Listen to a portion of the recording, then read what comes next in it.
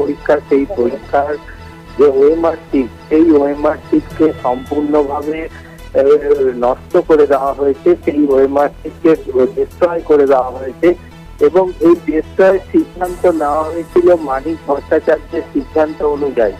সেখানে কোন রকম বোর্ড রেজলিউশন নেওয়া হয়নি এবং অন্য মেম্বারদের সদস্যদের কোন রকম মতামত দেওয়া হয়নি এবং সেই রেজলিউশন ছাড়াই একমাত্র মানিক ভট্টাচার্যের সিদ্ধান্তের প্রেক্ষিতেই কিন্তু এই সিদ্ধান্ত গ্রহণ করা হয়েছিল।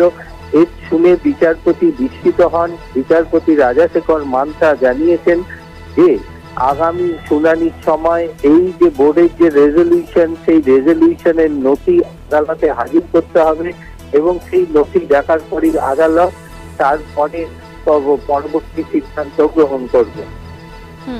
ধন্যবাদ তোমার পীযূষ। আমাদের সঙ্গে ছিলেন আমাদের প্রতিনিধি পীযূষ কান্তি নাগ। স্টেটমেন্ট মানিক ভট্টাচার্য।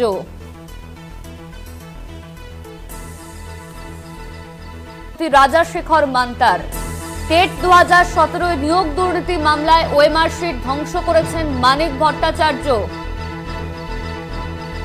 এই নিয়ে আমরা বিস্তারিত জানবো। আমাদের সঙ্গে রয়েছেন আমাদের প্রতিনিধি পীযূষ কান্তি নাগ। পীযূষ, আদালতে প্রাথমিক বোর্ডের তরফে ঠিক কি জানানো হয়েছে?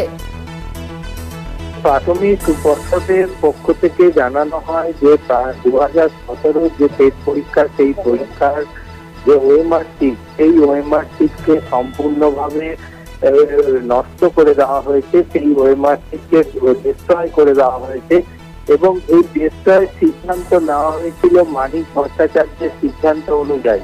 সেখানে কোন রকম বোর্ড রেজলিউশন নেওয়া হয়নি এবং অন্য মেম্বারদের সদস্যদের কোন রকম মতামত দেওয়া হয়নি এবং সেই রেজলিউশন ছাড়াই একমাত্র মানিক ভট্টাচার্যের সিদ্ধান্তের প্রেক্ষিতেই কিন্তু এই সিদ্ধান্ত গ্রহণ করা হয়েছিল। এর শুনে বিচারপতি বিস্মিত হন। বিচারপতি রাজাশেখর মান্তা জানিয়েছেন যে আগামী শুনানির সময় এই যে বোর্ডের যে রেজলিউশন, সেই রেজলিউশনের নথি আদালতে হাজির করতে হবে এবং সেই নথি দেখার পরই আদালত তারপরে পরবর্তী সিদ্ধান্ত গ্রহণ করবে। ধন্যবাদ তোমার পীযূষ।